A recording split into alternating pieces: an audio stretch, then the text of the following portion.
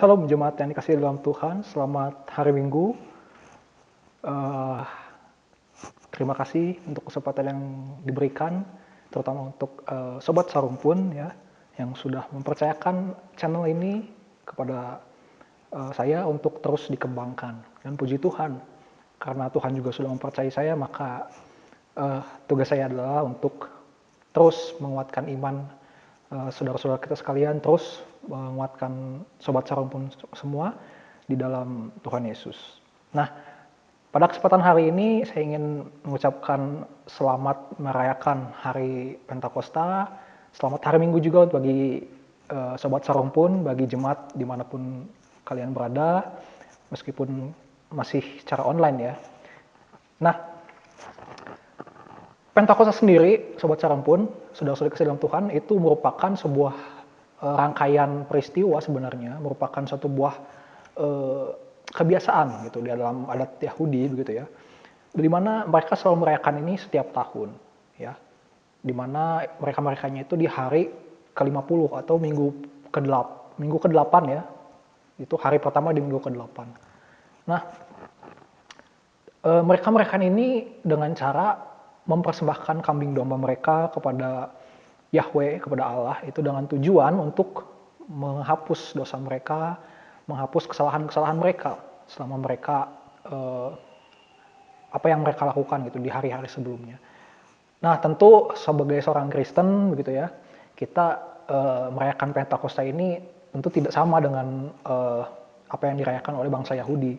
Orang Kristen percaya dan meyakini bahwa domba-domba yang tadi dikorbankan itu sudah digantikan dengan anak domba Allah yang dianugerahkan kepada setiap kita.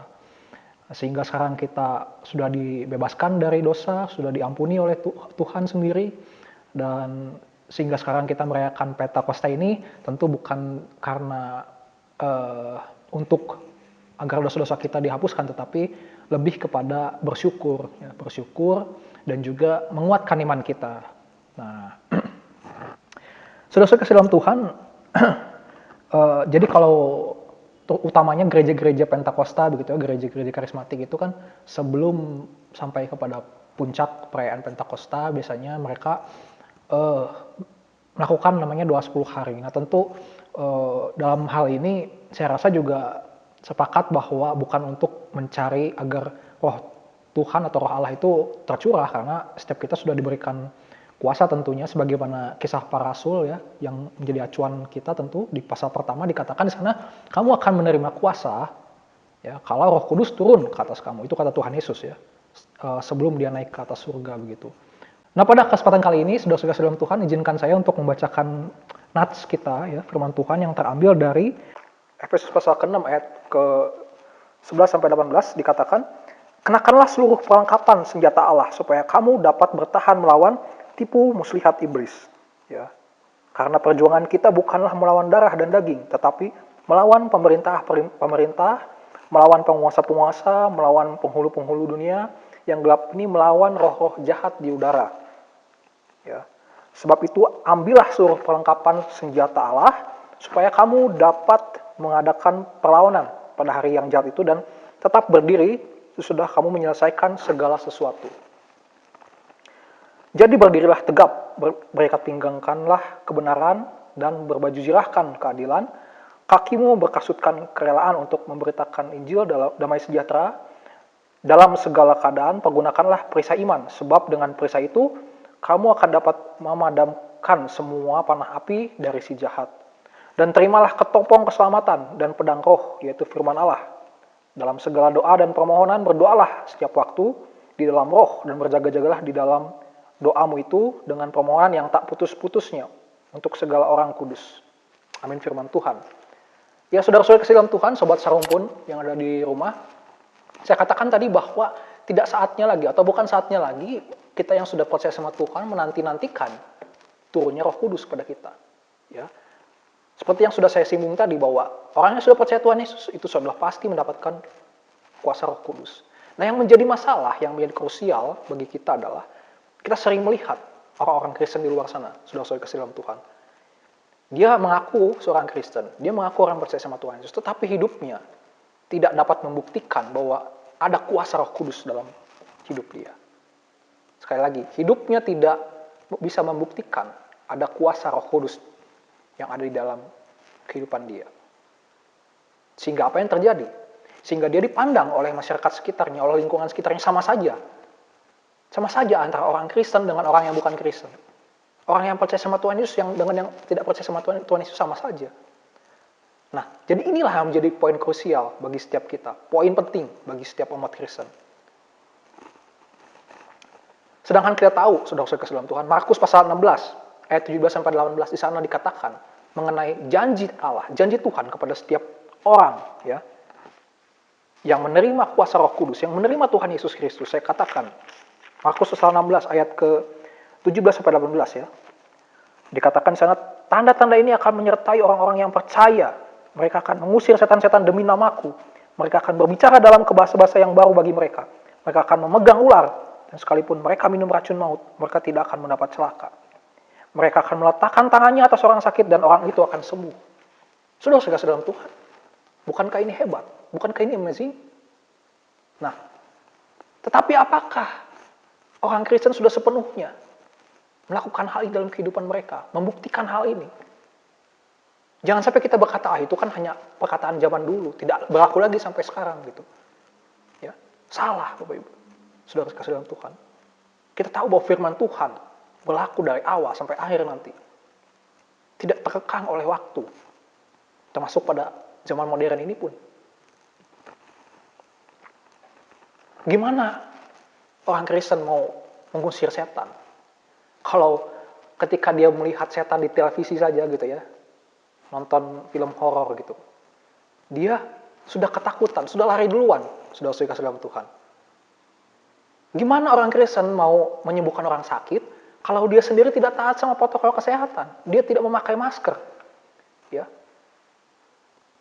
Gimana orang Kristen mau berdoa untuk orang yang sakit kalau dia sendiri jarang berdoa? Bolong-bolong baca Alkitab. Nah, inilah yang jadi persoalan. Sehingga seharusnya momen Pentakosta, momen pencurahan Roh Kudus bukan lagi berbicara mengenai meminta mujizat, meminta karunia, meminta pencurahan Roh Kudus. Atau berbicara tentang minoritas lawan mayoritas. Bukan seperti itu, saudara-saudara dalam Tuhan. Tetapi berbicara mengenai introspeksi diri kita. Apakah kita sudah menjadi saksi-saksi Kristus? Apakah kita sudah menggunakan kuasa Roh Kudus yang dicurahkan pada setiap kita? Ya, kita yang dipilih Tuhan, kita yang bukan apa-apa tadi dulunya. Kita semua orang berdosa, tetapi kita sudah dipilih Tuhan. Apakah kita sudah mau menggunakan kuasa itu? Nah, dulu, saudara-saudara kasih dalam Tuhan, dulu ketika saya ada dalam masa-masa kritis sebelum saya dipanggil Tuhan gitu ya ke STT, saya mempunyai satu buah pengalaman yang katakanlah tidak mengenakan, dan itu sangat membuat saya menjadi agak tersiksa waktu itu ya. Ketika itu saya terkena satu penyakit gitu. Penyakit ini disebabkan oleh bakteri gitu ya, dan ini menyerang bagian pencernaan sehingga dari bawah anus saya itu terus keluar darah ya, terus, dan juga nanah. Ini dokter katakan penyakit ini langka, seharusnya ya sangat jarang terjadi begitu. Nah, sudah kasih dalam Tuhan, tapi itu terjadi dalam hidup saya begitu ketika itu. Ya. Sehingga saya harus terbaring di tempat tidur saya harus bed rest dulu begitu dari pekerjaan kantor saya. Ketika itu saya masih bekerja ya di gereja tempat saya berjemaat saat ini. Saya belum sekolah teologi begitu. Dan itu sangat menyiksa saya. Bahkan saya harus menggunakan pampers begitu. Maaf ya, untuk apa? Untuk mencegah si pendarahan itu merembes begitu. Ini seperti saya beberapa kali ketika saya merenungkan hal ini seperti kisah wanita yang sakit pendarahan. Ya. Apa yang terjadi? Saudara-saudara kasih dalam Tuhan. Saat itu hamba-hamba Tuhan berdoa untuk saya, dan saya sangat bersyukur karena atas doa mereka juga saya bisa berdiri dan menyaksikan ini kepada setiap saudara yang ada di rumah. Tetapi apakah saya langsung sembuh, saudara-saudara kasih dalam Tuhan? Tidak. Bahkan ketika itu saya bukan hanya terkena penyakit ini saja. 2 penyakit sekaligus menyerang saya. Ya, penyakit yang kedua adalah TB paru. Saudara-saudara kasih dalam Tuhan. Bayangkan, saya harus terkena TB paru juga. 2 penyakit. Dan ini penyakit bukan penyakit ringan.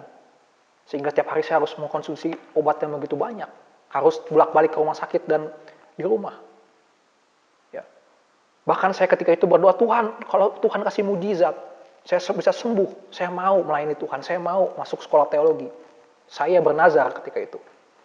Tetapi nyatanya ketika saya cek ke rumah sakit, mau tidak mau faktanya saya harus dioperasi ketika itu. Karena dokter bilang, ini harus dioperasi, harus dilakukan tindakan. Dan kalaupun dioperasi, hasilnya tidak akan 100% maksimal. Artinya akan bisa kambuh lagi begitu. Apalagi ketika itu penyakit yang saya derita itu katakanlah stadiumnya sudah parah begitu. Nah, apakah itu tidak membuat saya down? Itu membuat saya sangat-sangat down ketika itu. Ya. Tetapi ada satu kali momen ketika itu ya. Saya masih ingat ketika itu hari-hari menjelang dioperasi. Saya sangat takut ketika itu mau dioperasi. Saya berkata, Tuhan, saya tahu bahwa saya harus dioperasi. Ya biarlah Tuhan, memang harus kehendak Tuhan yang terjadi. Tetapi berikanlah kekuatan kepada hamba-Mu, berikanlah kekuatan, dampingi. Dan saya beriman ketika itu, kalau Tuhan pasti akan pegang tangan saya, akan berikan kekuatan. Itu saya beriman. Dan Tuhan tidak akan biarkan saya mati di situ, tidak akan biarkan saya tersiksa. Apa yang terjadi, saudara saya kasih dalam Tuhan? H-1 sebelum saya dioperasi, saya cek ke rumah sakit. Dokter terkaget, katanya, kemana lukanya? Lukanya hilang. Bayangkan, lukanya tadi yang katakanlah menganga, sekarang sudah tertutup. Puji Tuhan, haleluya, saya katakan. Ya sudah, kata dokter, tidak usah dioperasi.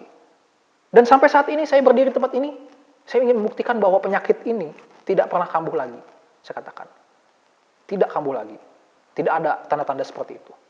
Saya bahkan sering berolahraga, melakukan pekerjaan berat, tidak ada. Dan untuk itulah, saya mau bersaksi dan mau meyakinkan setiap kita bahwa bukan perkara mujizat itu datang hanya untuk hamba-hamba Tuhan saja, hanya untuk orang-orang yang dipilih saja, tidak. Tetapi setiap kita yang percaya sama Tuhan, asal kita syaratnya adalah punya iman yang kuat, kata Tuhan. Ya, seperti bagaimana seorang perempuan yang sakit pendarahan, punya iman yang hebat, hanya dengan menyentuh jubah Tuhan Yesus, dia bisa sembuh. Bayangkan, saudara kasih Tuhan. Sobat Sarung pun, ya. Rasul Paulus di suratnya yang Efesus tadi, kepada jemaat yang di Efesus, kita bisa lihat di pasal ke-6, mulai dari ayat ke-11 tadi, ya. Saya mau mengkonfirmasi bahwa sebenarnya apa yang dikatakan Paulus itu benar. Kita bukan melawan penjajah, kita bukan melawan pemerintah, kita bukan melawan partai politik, melawan katakanlah Anda bekerja di satu bisnis begitu. Anda bukan lawan bisnis Anda. Sekarang ini kan zaman-zamannya ya, sobat sarang pun, kalau ada kubu yang berlawanan dengan kita begitu ya, langsung dibilang, itu partai setan, itu partai iblis. Jadi si partai itulah yang dibilang iblis. Mata manusia memang terbatas, saudara-saudara kasih dalam Tuhan. Atau katakan lagi, misalkan lawan bisnis Anda melakukan hal yang curang, maka orang akan bilang, orang itu memang iblis, memang setan, dibilang. Mohon maaf, saya harus berkata kasar. Atau lebih ekstrim lagi kita tahu, ya. Tetangga kita bilang, di rumah sakit ada salib. Jangan dilihat, itu adalah iblis di dalamnya. Ada jin di dalamnya. Luar biasa. Jadi salib yang dijadikan iblis itu. Ya. Padahal perkataannya pun mengandung kuasa iblis. Nah inilah saudara kasih dalam Tuhan. Mata manusia itu begitu terbatas. Ya. Setidaknya Rasul Paulus mengatakan, ya, di sana tidak di pasal ke-6 itu, tidak mengatakan bahwa kita harus berperang melawan pemerintah, harus membawa tank, membawa pistol, membawa baju anti peluru, membawa rompi, membawa tameng untuk melawan pemerintah atau untuk melawan partai politik. Tidak seperti itu. Rasul Paulus berkata bahwa kenakanlah perlengkapan senjata Allah, dikatakan. Jadi perang kita memang benar-benar dari apa yang sudah saya rasakan, bahwa si penggoda itu, si penipu itu, si penyakit itu harus dilawan dengan senjata Allah. Seperti apa yang sudah saya saksikan. Penyakit saya bisa sembuh bukan karena obat-obatan atau dokter, tetapi karena perlengkapan senjata Allah yang saya kenakan, iman yang kuat, iman yang kokoh di dalam Tuhan Yesus Kristus, saudara kasih dalam Tuhan. Lalu apa saja menurut Rasul Paulus, menurut firman Tuhan yang harus dikenakan? Setidaknya dikatakan sana ada 6 item yang harus kita pakai. Yang pertama adalah ikat pinggang kebenaran, saudara kasih dalam Tuhan. Ikat pinggang kebenaran, kita tahu ikat pinggang ini dipakai oleh prajurit Romawi. Ya, jadi Rasul Paulus nampaknya menggunakan gambaran tentara Romawi begitu untuk memberikan keyakinan kepada jemaat Efesus. Karena ketika itu tentara Romawi itu begitu berkuasa, begitu hebat di mata dunia. Sehingga untuk meyakinkan mereka ya, bahwa perlengkapan Allah ini begitu benar-benar hebat adalah menggunakan perumpamaan ini begitu. Nah, ikat pinggang ini, kalau kita melihat, kalau saya mencoba mencari begitu ya, di sumbernya, ini adalah untuk menentukan, melihat apakah si prajurit atau tentara Romawi ini punya pangkat atau tidak. Itu bisa terlihat dari ikat pinggangnya. Di ikat pinggang itu ada simbol-simbol. Apakah dia hanya prajurit rendahan atau dia punya pangkat sepadan dengan komandan. Itu bisa terlihat dari ikat pinggang. Jadi ikat pinggang ini seperti lambang kegagahan lah katakan. Nah, kalau dikatakan sini ikat pinggang kebenaran, artinya kebenaran yang dimaksud adalah kebenaran firman Tuhan.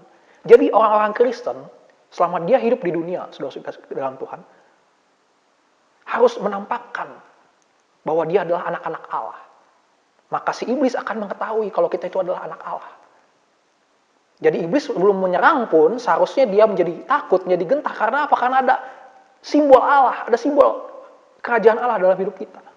Iblis sudah tahu dia bakal kalah, dia bakal gagal kalau dia mau mencobai kita, saudara kasih dalam Tuhan.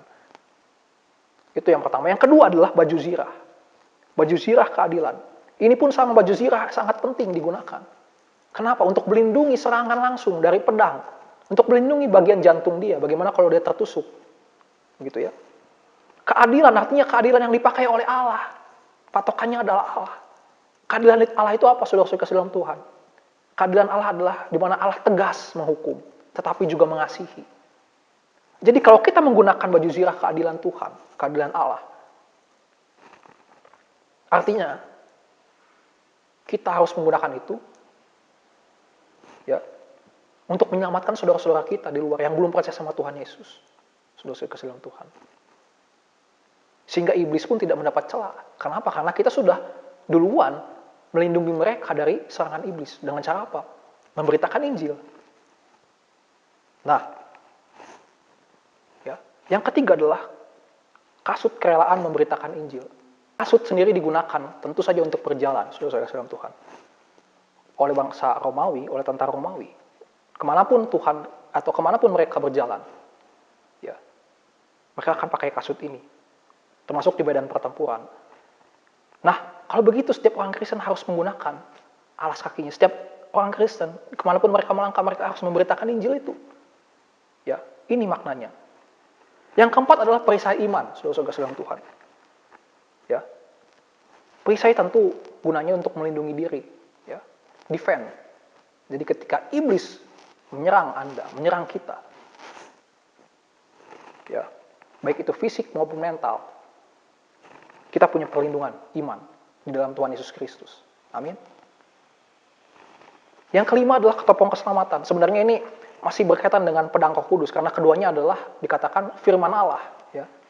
Tetapi ketopong keselamatan tentu ini berkaitan dengan ketopong itu semacam helm, ya, helm perlindungan yang dipakai oleh tentara Romawi. Untuk apa? Untuk melindungi kepala mereka tentu saja dari serangan musuh. Nah, seringkali iblis menyerang pikiran kita, menyerang pendengaran kita. Sudah kasih dalam Tuhan. Maka Tuhan katakan, firman Tuhan katakan, kenakanlah ketopong keselamatan. Kita sudah diberikan keselamatan oleh Tuhan Yesus. Kenakanlah itu. Agar apa? Agar pikiran kita tidak terganggu, tidak bisa disusupi oleh iblis. Iblis tidak mendapat celah.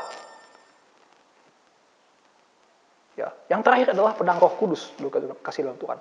Kalau tadi perisai gunanya untuk berlindung, maka pedang ini berguna untuk menyerang iblis. Kita punya kuasa, ternyata saudara kasih dalam Tuhan. Kuasa untuk menyerang iblis, mengusir si iblis, mengenyahkan dia bahkan. Itulah hebatnya orang Kristen, itulah hebatnya kita diberikan kuasa. Pedang Roh Kudus, dikatakan sana terimalah, artinya apa? Sebenarnya Tuhan sudah kasih kepada Anda sekalian untuk menerima. Tetapi kenapa Anda tidak menggunakan itu loh, begitu.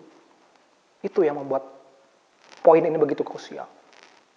Ya, padahal kalau kita mau mencoba, cobalah, saudara kasih dalam Tuhan, Anda berpuasa, begitu. Melawan keinginan daging saudara-saudara kasih dalam Tuhan. Membaca firman Tuhan, berdoa. Saya yakin saudara kasih dalam Tuhan, Anda punya kuasa untuk melawan godaan-godaan iblis itu. Karena firman Tuhan mengatakan begitu. Kenakanlah, terimalah pedang Roh Kudus, yaitu firman Allah. Nah, lihat betapa komplitnya, ya, betapa sangat komplitnya perlengkapan senjata Allah ini. Ini menunjukkan bahwa perang melawan iblis ini tidak bisa dianggap remeh, ya. Sangat-sangat harus serius.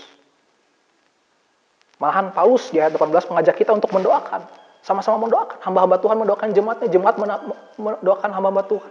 Untuk apa? Untuk menguatkan kita, semakin menguatkan kita.